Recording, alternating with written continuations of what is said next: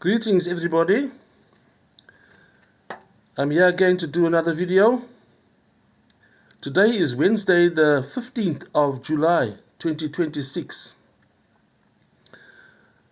I've just been thinking this morning about the past, my past, something I haven't shared with people before. But when I was a child, very young child, I had a strange dream. A dream where I'm in a crater, scurrying around trying to escape, trying to hide from a huge dragon that is flying above the crater, almost in a situation of attack, looking to attack and find me as a victim. I'm trying to escape, I'm trying to best, and it was quite a traumatic experience in this dream. This huge dragon flying around, and I don't know how the dream started or how it ended, but I had this image, this experience. But the strange thing about all of this dream is that I was very young. I never saw a dragon, I never heard about a dragon, etc. So where would I be getting this dream from if I didn't experience or see or was told about a dragon? So somehow or other it reminds me again of what I've been talking about recently about Acts 2 verse 17, where God promises dreams and visions for people in the end times. In Acts 2 verse 17 it says, in the last days, that's the end times, God says, I will pour out my spirit on all people. Your sons and daughters will prophesy, your young men will see visions, your old men will dream dreams. But I was a toddler. I hardly knew anything about dragons, etc. So one is actually told or attracted to think about that Eastern philosophy of reincarnation. I did for a time investigate that. I am not 100% sure about that experience being connected to reincarnation, but I'm just mentioning it now for our reflections, because I'm going to call this video Reflections. Thinking of these strange experiences and anomalies that one experiences in one's life. When I was a child, before even TV was entered our country, for instance, we didn't know what was TV at that stage. I was talking to my friends, children that we were together with, about videos, looking at recordings of movies as if I knew about it. I was talking about there'll be a type of a library or a hiring or lending place where people could get these images, as if I knew about it. And yet nobody told me. I didn't know where did I get this from.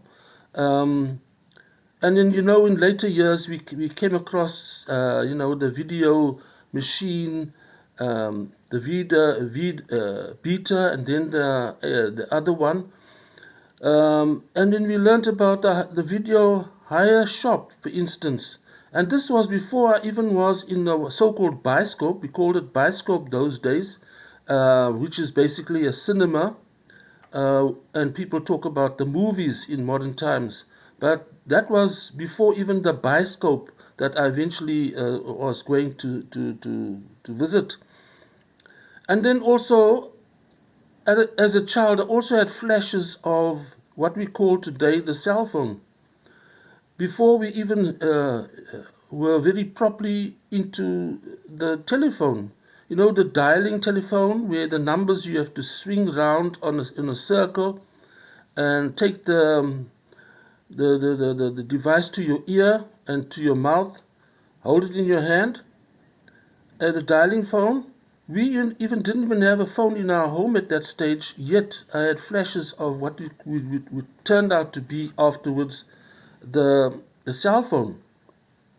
Another experience I had as a child, a toddler, was we had a black lady who was looking after us children. Her name was Elizabeth, and she was a very nice lady, looked after us very well, got very fond of her. But I've got always this memory that's stuck in my mind, even as a toddler.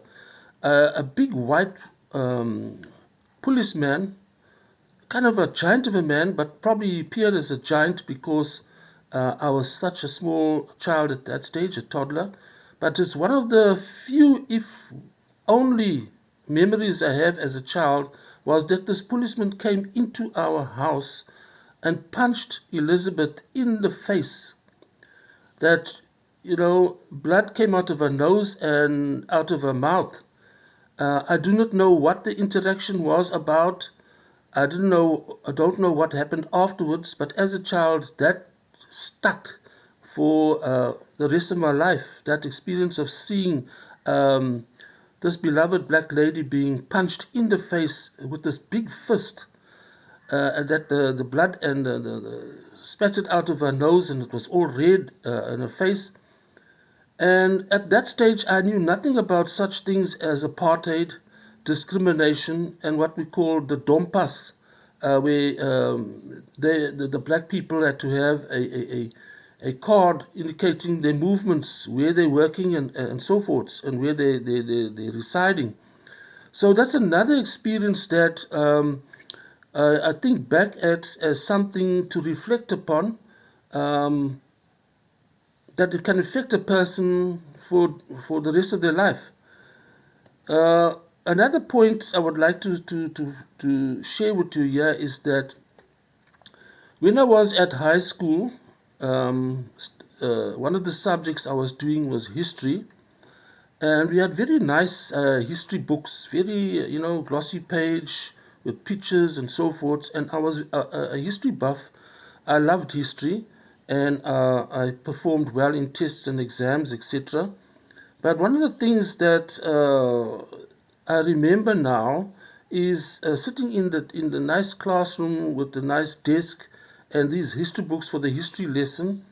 And one of the topics in the history was the partition of Africa, where the European leaders came together in Berlin, I think somewhere in the 1850s or 1860s, thereabouts, to orderly partition Africa for the European powers.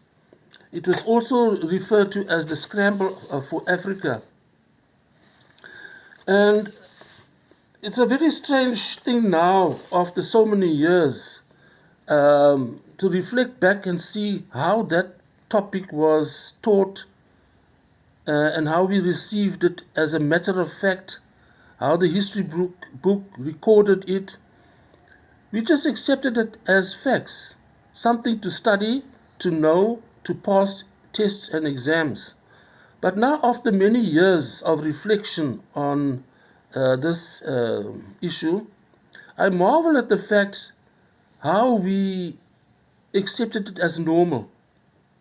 To learn about how nations could come into another nation's land and territory and decide upon who gets what portion. When I was studying even history at university, I majored in history.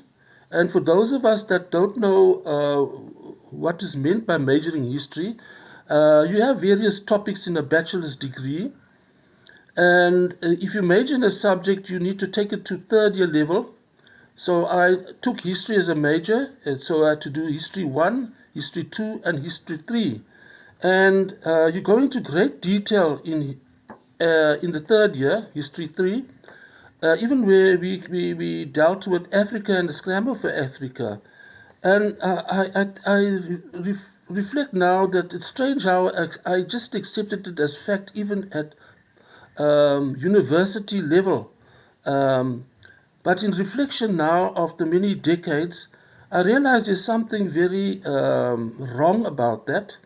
And why would we have just been taught it and discussed it and studied it as normal, that peoples can go into another people's kingdom, because peoples and kingdoms existed in those territories, and just partition it up and say this part is for you and this part is for me, etc. It smacks of a terrible arrogance and power that's gone mad. So just wanted to share that with you. The point about dreams, as my previous videos, the recent ones, I've referred to Acts 2, verse 17 several times, because we are in that stage where we are going to receive visions and dreams. I personally, just to share with you, I struggle to remember my dreams when I wake up.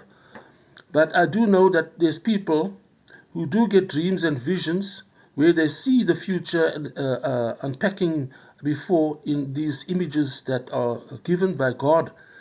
So I want to just share that with you and reflect upon it. It's important to reflect about the experiences and to understand things and to understand God's word in the process. Have a great day further.